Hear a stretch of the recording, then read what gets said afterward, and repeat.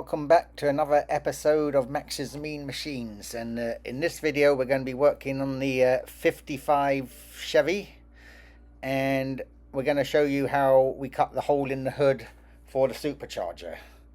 And we're also going to show you how we did the door panels on this, which were really simple, and my daughter did the rear back seat.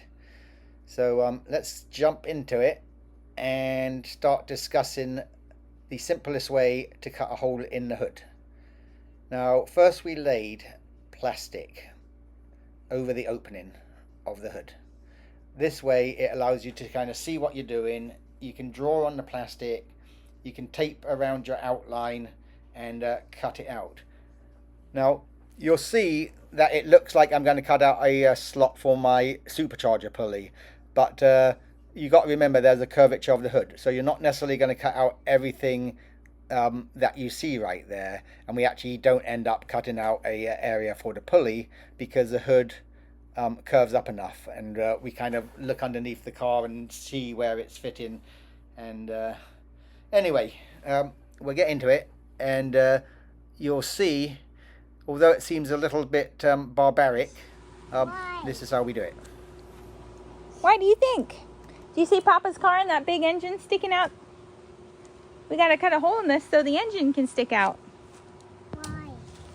Well, otherwise we can't put the hood on, silly. Yeah, I'm probably going to have to streamline this.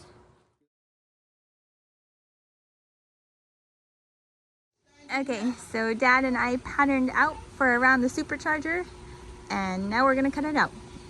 Right, baby bean? Huh? We got to cut the whole pieces to empty packing. Yeah, why are we cutting a hole in the hood? Because we have to cut it open. For that engine to stick out. That big supercharger. And boom! Then we can go super fast. Yeah. Go, go, go, go, go. Very good. So as you can see, I'm just using a cutting wheel on my grinder, and that seems to work fairly well. Just remember to take your time, let the tool do the cutting, and do not go over the edges.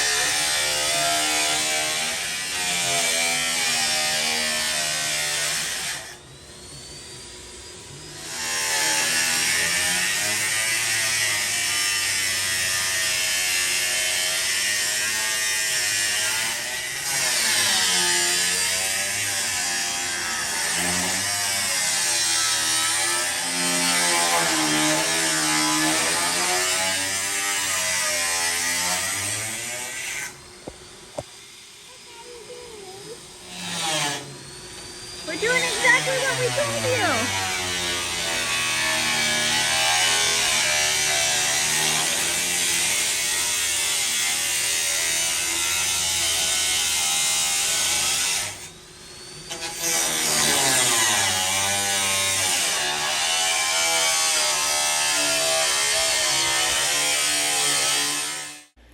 Hey guys, remember to use eye protection when you're doing this. I've learnt from experience, and normally wearing the glasses, you can still get stuff in your eyes. So I recommend using a screen. It protects your eyes a lot more, and it's well worth it. Now, when you get close to the end of the section falling out, make sure it's somewhat supported, because you don't want to deform the edge of it by it bending down. And you know, just follow some common sense and some simple rules, and you should be good. Also, if you do this careful enough, you should even be able to do it on a really nicely painted hood.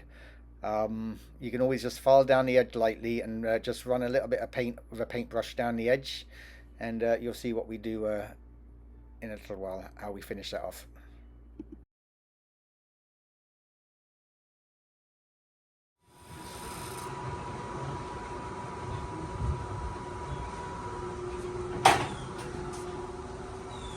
Well, that was good place to cut. That was lucky.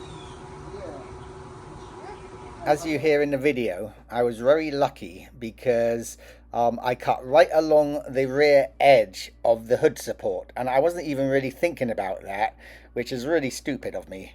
But yeah, make sure if you can avoid it, don't cut through your hood supports. And obviously it alleviates a lot more problems because you might have to weld something else in there if you had to cut that out. And this is especially true if you have a nice paint job on your hood and you're trying to retain that because you don't want to be welding and having to repaint it and everything. So I'm very happy with how it was looking there, and I actually end up trimming it a little bit because my linkage, opening and closing the hood, it just touches the linkage a little bit, but that's easy to do. And yeah, it's kind of important to try and look under the hood as you're closing it to you know, you don't want to cut out too much. You want to cut out as little as possible. And in this case, because of the I didn't have to cut out the pulley area because of the curvature of the hood, I was able to totally retain that support that goes across the front of the hood there. So things lucked out for me, and it's all going according to plan.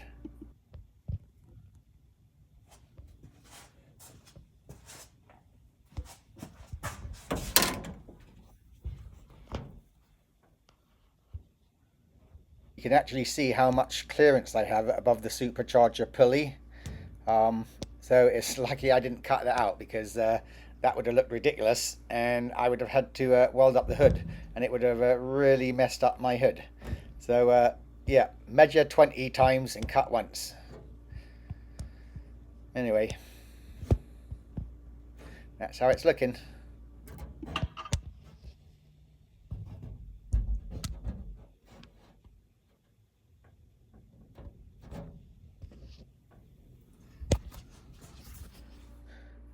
So I can take a step back now and look at how it all looks from different angles, and I'm pretty pleased with that. It's always a little bit nerve-wracking when you start taking a cutting wheel to your car, but you know, a lot of people actually run superchargers without a hood on their car, and it is nice to be able to see the supercharger and everything, and I did consider doing that.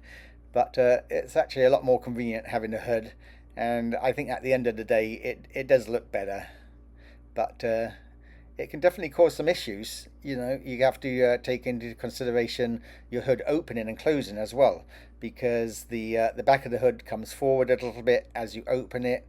So don't worry about it if you don't cut it perfectly the first time.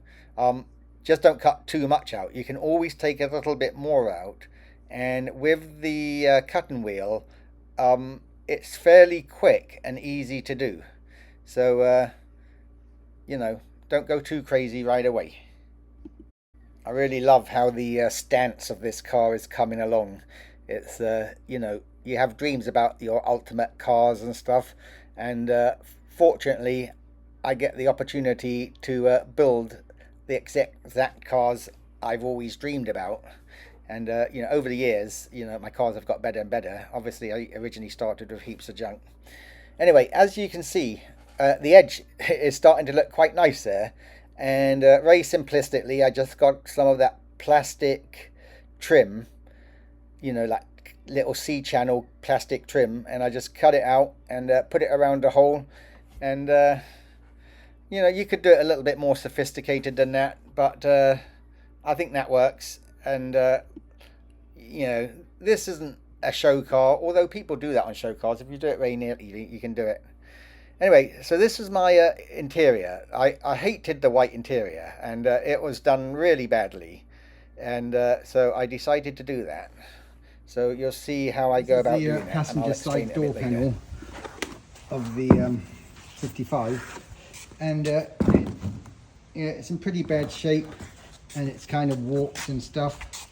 So I made a new panel here.